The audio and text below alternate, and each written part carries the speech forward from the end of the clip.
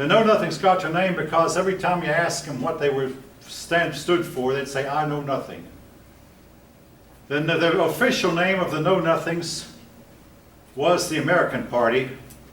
In 1968, a man from Alabama also formed a party called the American Party.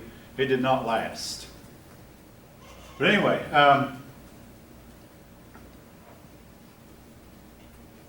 the Republicans were mostly anti-slavery Northerners. The Know Nothings were Protestants, and they were fearful that a bunch of Catholic immigrants were arriving, mostly from Ireland and Germany. And folk, I've warned you, we're going to run into this anti-Catholicism throughout history.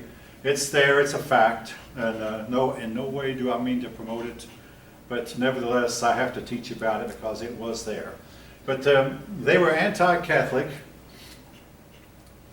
In 1854, they sent several members to Congress, and they got a bunch of state houses, state legislatures.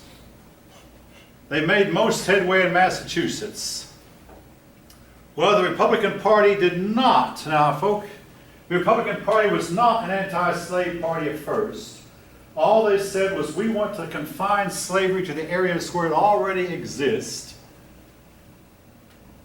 and we don't want it to go any farther. Well, the Republicans argued that anyone who was willing to work could make a living. Let the slaves, turn the slaves loose and let them work for a wage, and they can make a living. Anyway, the election of 1856 showed that the Republicans were rising. The Know Nothings were dead. The Know Nothings only carried, the Know Nothings nominated Millard Fillmore and only carried one state, the state of Maryland. They only got electoral votes. Slavery became the election, slavery in the territory became the election's only issue. The Republicans completely wrote off the South. They said, we can't reconcile with the South. They just will not agree with us, so they became strictly a Northern party. The Republicans put up Fremont as their candidate. Now, Fremont's an interesting character. He had been out west and got the name of the Pathfinder because he found a lot of trails out in the west, but he had some problems. He once wore himself out looking for a river and looking, and he almost starved him and his men. Then he learned that the river he was looking for did not exist. In addition, one time he bought a bunch of rifles, and the rifles could sometimes shoot a man's thumb off if he gripped the rifle the wrong way. And again, Fremont had bought a whole bunch of these rifles. The man made mistake after mistake, and he was incompetent in a lot of ways, but nevertheless, he had he'd gotten a big name as the Pathfinder. Fremont's wife did a lot to support him, and she got a lot of people to rally around the Republican Party. The Democrats chose another doughface, James Buchanan. The Republicans almost won. Buchanan won. Now, one reason Buchanan was nominated, Pierce had proven to be a bad leader, and Douglas, the Democrats did not want him, so Douglas had to wait till 1860 to try to run. But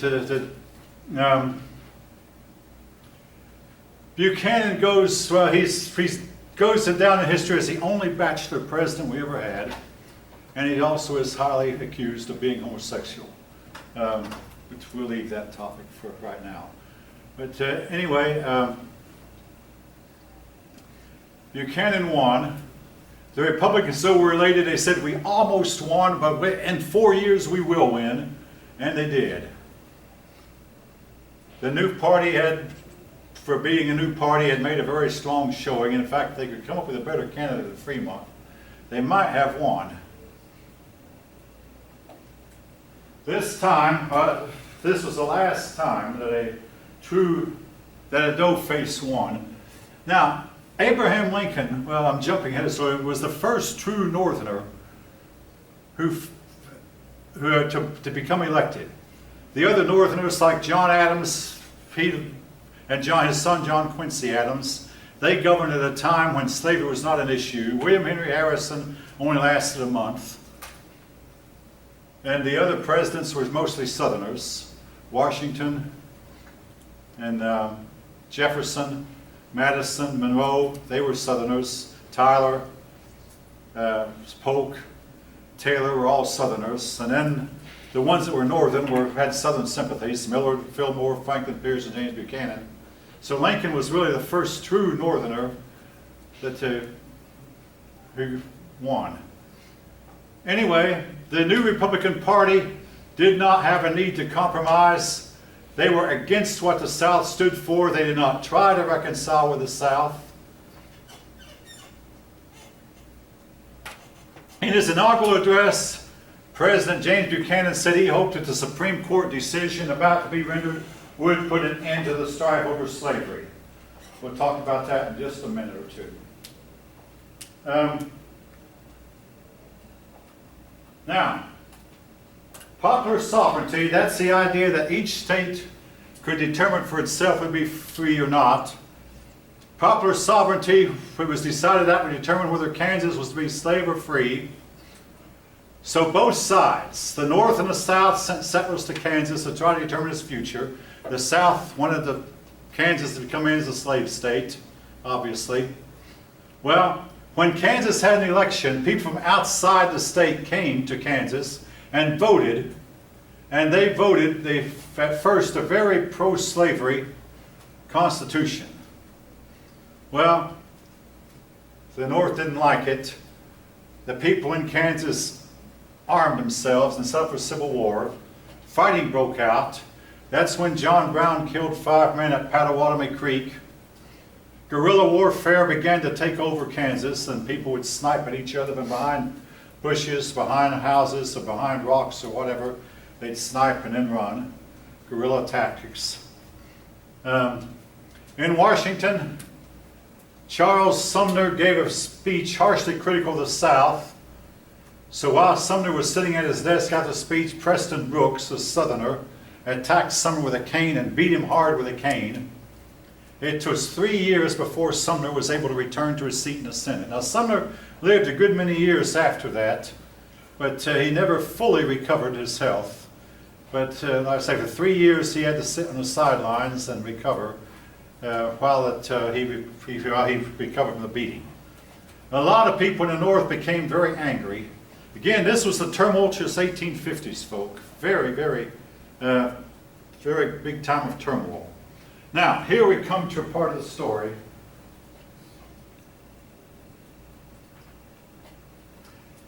Some years ago, I assigned a paper for my class. I said, pretend that you could go back in time. If you could, how would you prevent either the Civil War or the Revolutionary War? In my way of thinking, if you could go back in time, you'd have to try to keep Dred Scott away from the Supreme Court.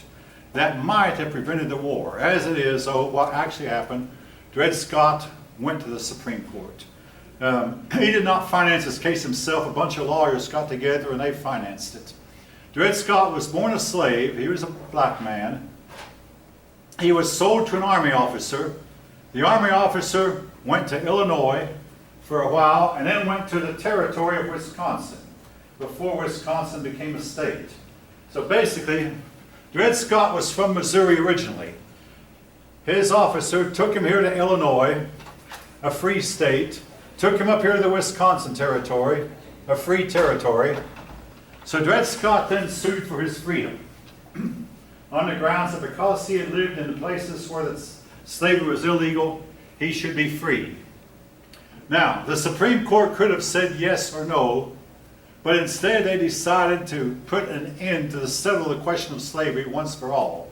The Chief Justice Taney was a Southerner, and as you can see here for yourself, he ruled that the Negro is not a citizen, and he had no rights that the white man is bound to respect. I mean, took an extreme position. He also, Taney and the Supreme Court, the majority of the court, said that Scott would not be free because he had resided in a free state and a free territory. That was proven in court. But the Supreme Court said residents in a free state did not make a slave free. Residents of free territory. Now, folk, what this meant was that a slave could be moved anywhere now. And if a Pennsylvania factory owner decided he wanted to get some cheap labor, all I do is go down to Maryland, where slavery was legal, buy a bunch of slaves and bring them to his factory. I don't think any of them would dare do that, because Pennsylvania was at this time real hard against slavery. But there would be nothing legally that could be done about it. Basically what it is saying, I mean, there's a clause in the Constitution that a marriage license issued in one state must be binding in another state. So if you're issued a marriage license in Georgia, that marriage is recognized if you move to Ohio. So basically the Supreme Court said, using this clause in the Constitution, if a man is a slave in one state, he remains a slave no matter where he moves to. So the laws in Missouri, which made Dred Scott a slave, meant he stayed a slave. And Congress they went farther. They said Congress had no right to prohibit slavery in the territories.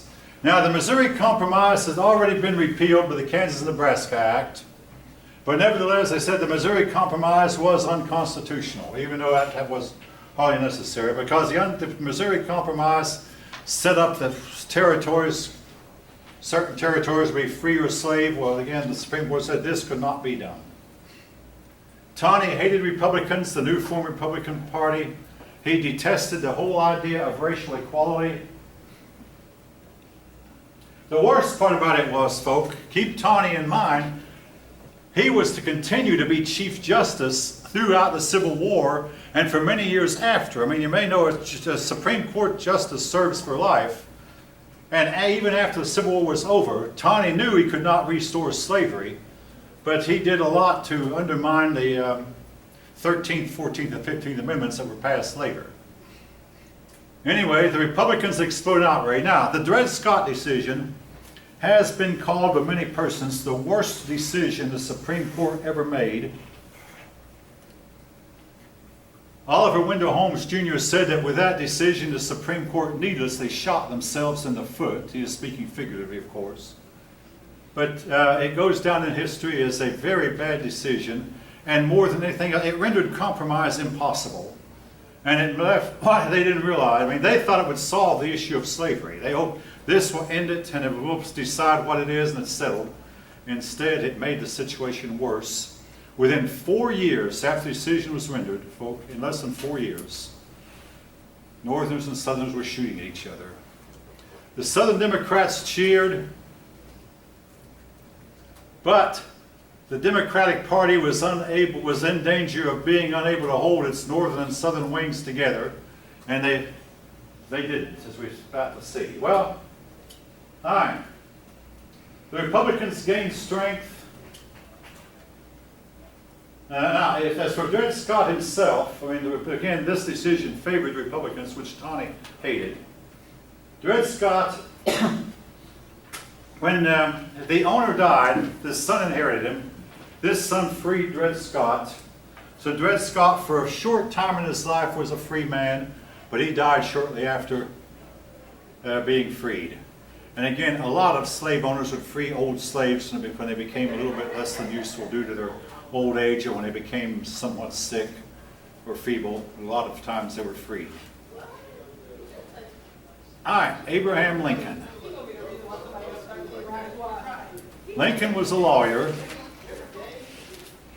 He had originally been a Whig, and he served in Congress from 1847 to 1849 as a Whig.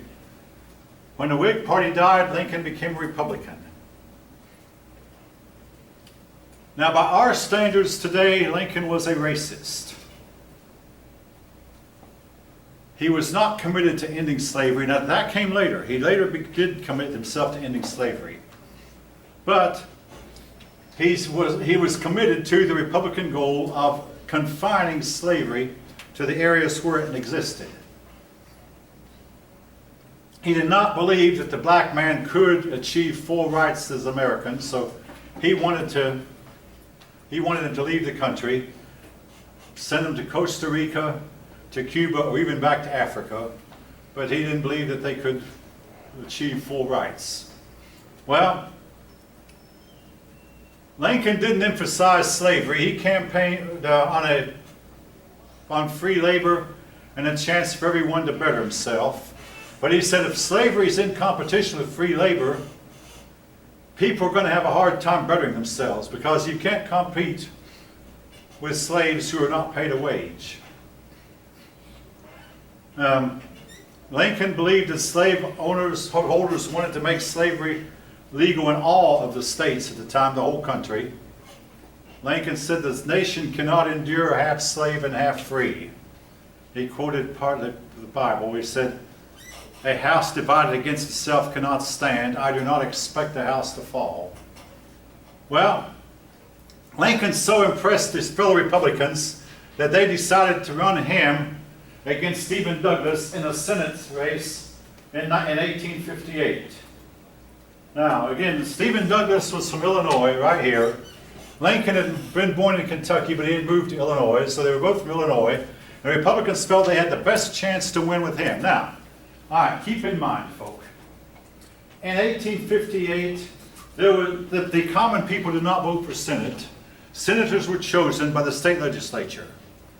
Nevertheless, senators did have to campaign. They had to go around the state telling the people, persuade your legislator to vote for me, or get your legislator to vote for me. Well, now, when Lincoln got the nomination from his party to run against Douglas, his former friend,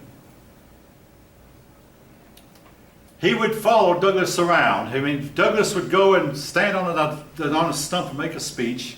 And as soon as Douglas was through and had left, before the crowd could leave, Lincoln would step into the clearing and say, "Hey, wait a minute, I'm here." Lincoln would give his speech. He had heard what Douglas had said, and of course he could twist it around or whatever. Now, folk, I use an example of foot race. In a foot race, the person in front has one big disadvantage. He doesn't know where the other contestants are. You might say, can't he turn around? Anybody who's ever run a race knows the front runner cannot turn around. He can't turn around without slowing down.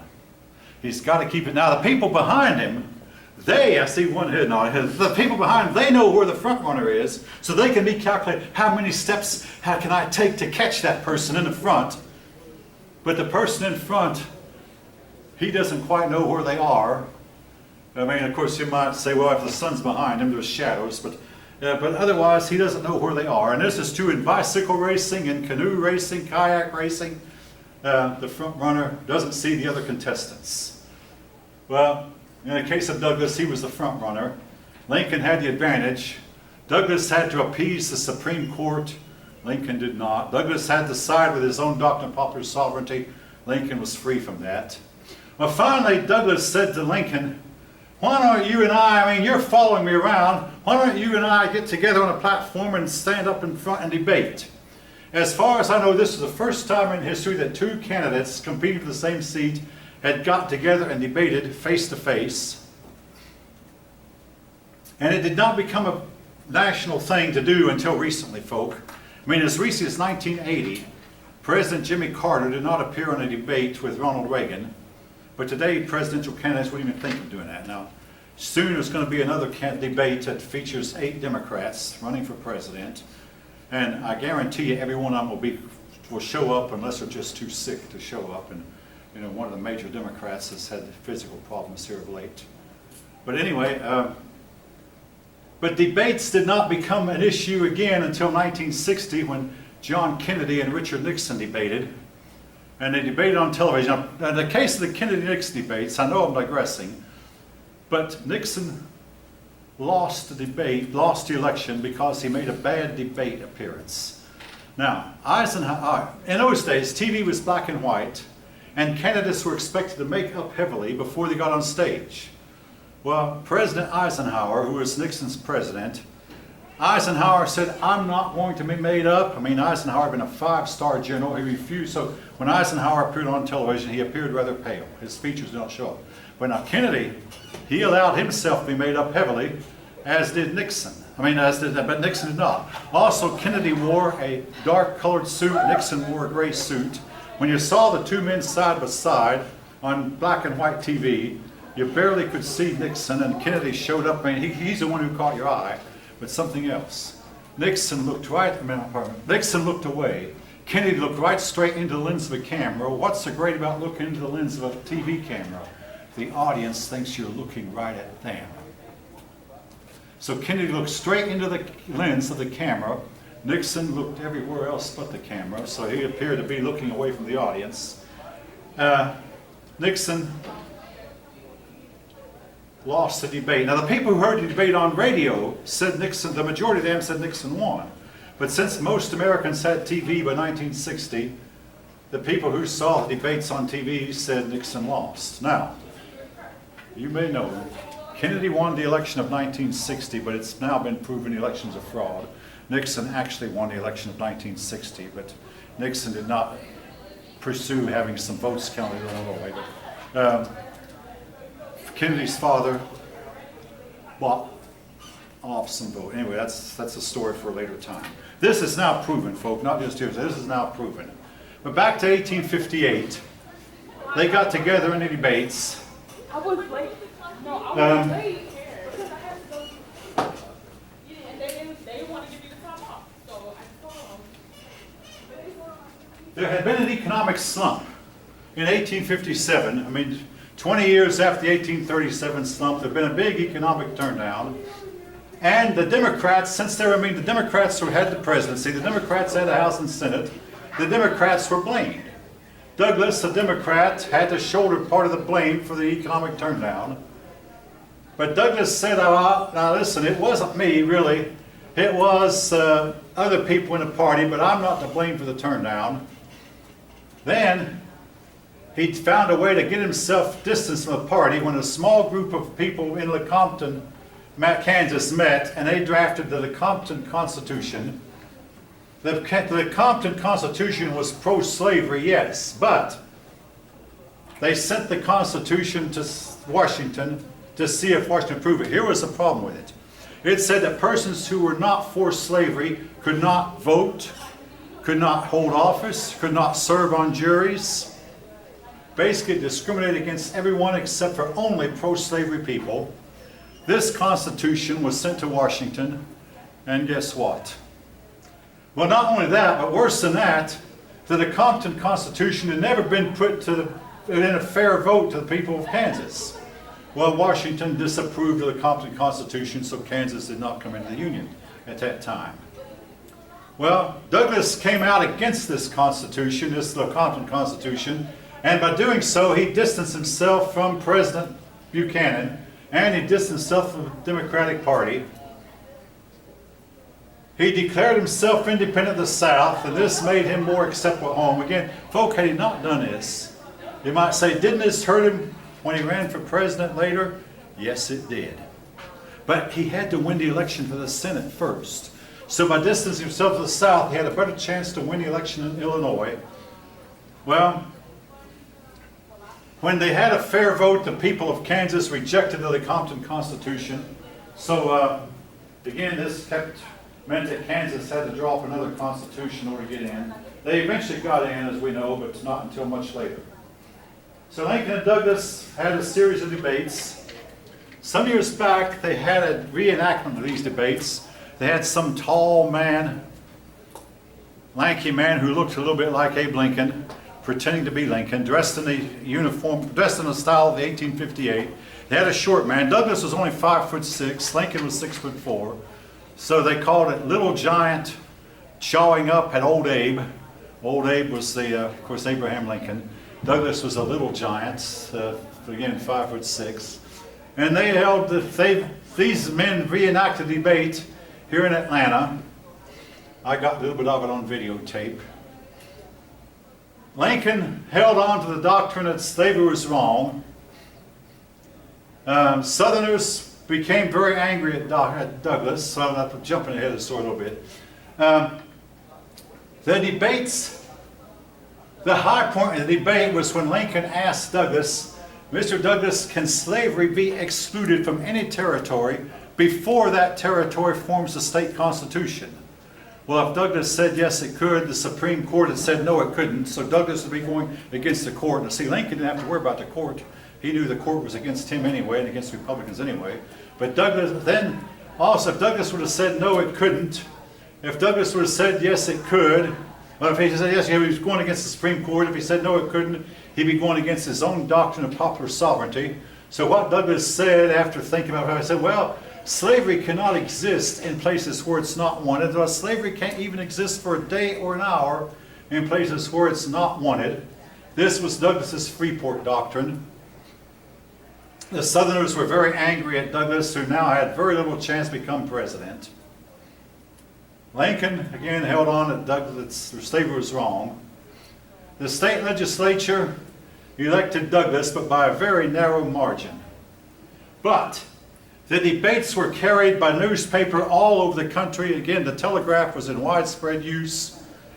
People all over the country read about Lincoln and wondered, hey, this man, I mean, he's on to something. Lincoln actually gained in political stature. Douglas had guaranteed that he would never become president of the United States. Well, each side said the other was trying to take over. In the 1850s, secession was talked about a lot. John Brown met his death bravely. Many Southerners believed that Brown was typical of all Northerners. All right. I am running out of time. Well, 1860, tensions mounted further. The conventions met. The Supreme Court reaffirmed the Fugitive Slave Act. Again, the Supreme Court was all Southern slanted. The House of Representatives was filled with armed congressmen, and a lot of people wondered if they'd shoot it out. And folk, here's what I think. Both sides were armed, and guess what? They didn't shoot at each other. If only one side had been armed, there might have been some shooting. Now, folk, I can't prove it, but I have heard that in Sicily, which has some several 100,000 people, on the island of Sicily, everybody carries a gun openly, and Sicily has never had a mass shooting. Mass shootings never occur in gun stores because everybody knows that everybody in the gun store owns a gun.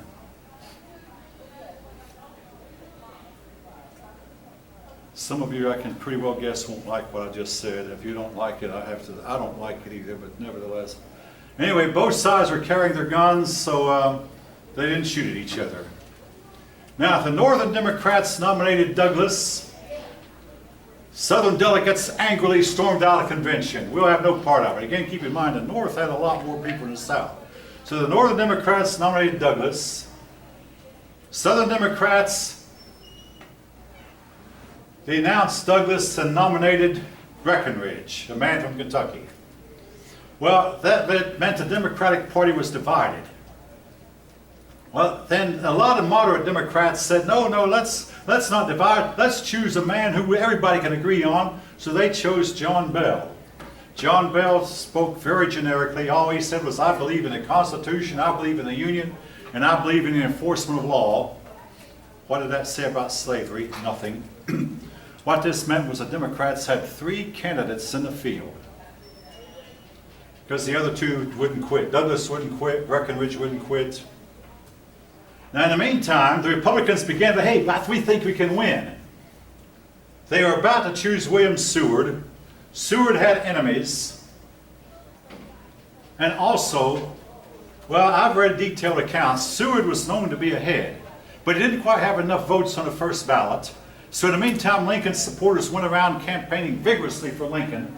Then, about the time they were to have another vote, the printing press broke down, and they said it would take us all night to fix it. So while the printing press people were working on a press so they could print up the ballots, Lincoln's supporters were going through. Now, to make a long story short, when the convention was over, Lincoln was nominated. So it's like there was almost 2 separate elections, one in the North and one in the South. Even if the Democrats had not split their vote, Lincoln would have won. But Lincoln only received 39% of the popular vote, And Lincoln's name was not even on the ballot in southern states. The state of Georgia, South Carolina, Tennessee, those states didn't even put Lincoln's name on the ballot. Lincoln got no vote. But keep in mind, the northern states had a lot more people. So in the Electoral College, it was an electoral landslide, with Lincoln getting more than 400 electoral votes out of a possible 520 or so. Lincoln, in other words, an electoral landslide, all favoring Lincoln. Well, South Carolina said if Lincoln is elected, we will leave the Union. Then came the news that Lincoln actually had been elected. Your book says that South Carolina left right away. Well,